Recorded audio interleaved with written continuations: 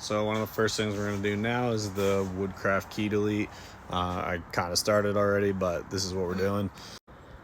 We got to pull the center stem nut off. I had a GPR stabilizer on there, so I had to take that off first. So pull the center stem off, the plate that was there, and then loosen up this pinch bolt for your top triple tree, and it should just come off. And with this R6, since this is all OEM stuff, we just trace the ignition cord back here, undid this little zip tie that holds it, and it looks like it just plugs in right there. But unfortunately, probably for security's sake, they have this little bracket where the clutch cable is connected to, and it's welded under there. So I'm sure there's another way to do it, but I'm just gonna get an angle grinder and cut it off because I don't need it and I don't really care about it. So the reason we're cutting this off is because I want to get this whole triple tree off. It's gonna be a lot easier to drill out the underside of the ignition in a vise. So I'm gonna just pull the whole thing off to make my life a little easier. So there we go, angle grinder, cut it off.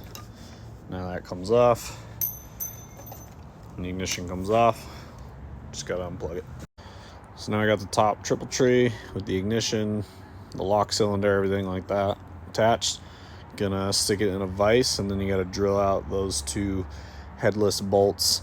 I think they come like that from the factory to prevent theft and everything for someone pulling the ignition out. So the only way to get this out is to drill these two bolts heads off, and then you can pull the lock cylinder out. So I got the top triple and the ignition in a vise here.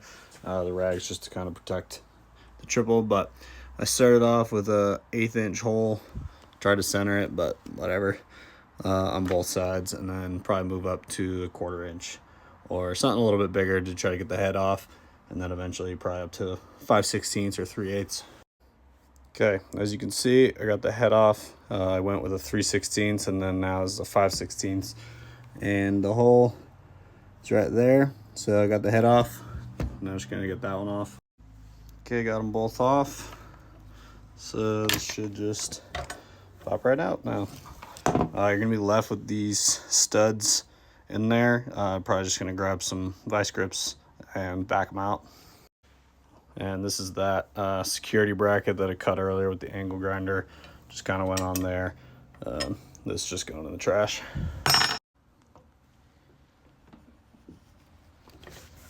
Just kind of break it loose. Looks like there's a bunch of Loctite on there, so once you break it loose, it should come off pretty easily.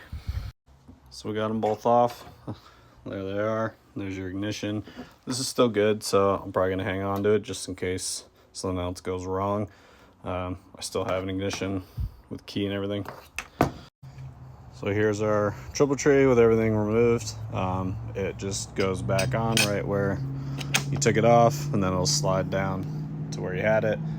If you didn't measure before, you should, but if you're not loosening up your clip-ons or anything, then it should just go back down to where it was.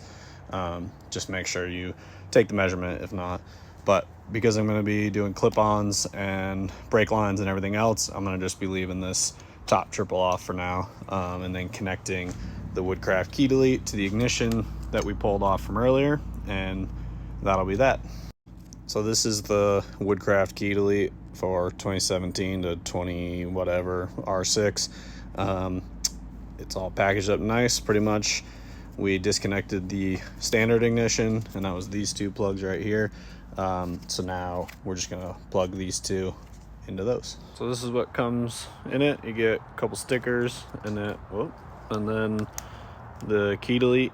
Say the stickers because everybody knows that stickers add horsepower. So with this, these two plugs are going to go into where the ignition was, and then the other end is gonna go over where your actual starter cable is, which wraps around, comes into here.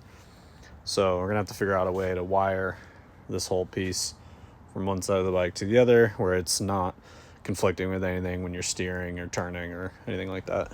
So Oakley decided to join, help out. So I got it in here. I think it'll do for now. I just plugged this side in here, ran it behind that fork, underneath the air box, over around here, and then I'm probably gonna zip tie it up there, and then runs in and plugs into right there. I'm gonna be doing a whole brake line replacement and cleaning all this up, so for now I'm just gonna leave it kind of like this, but someday when I'm done it'll all be tidied up. I think with turning the steering shouldn't be a problem. It's all together. Let's hope it actually starts. Ideally you should just be able to turn the kill switch down or off, I guess, and then the ignition, it should work. So obviously my ignition's gone, there's no key in it anywhere, so flip that down. Sounds like we got power, fuel pump's running. Let's see if it starts. So I just had to check, I forgot I got no wheels on or anything like that, so I just want to make sure I wasn't in gear. Shouldn't start anyways, but oh yeah.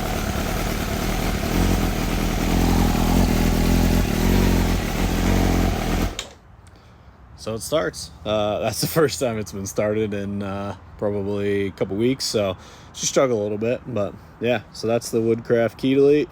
That brings your accessory on without starting it, and then your ignition fires it up, and then to turn the bike off you just hit the kill switch. So no key, Woodcraft Key Delete.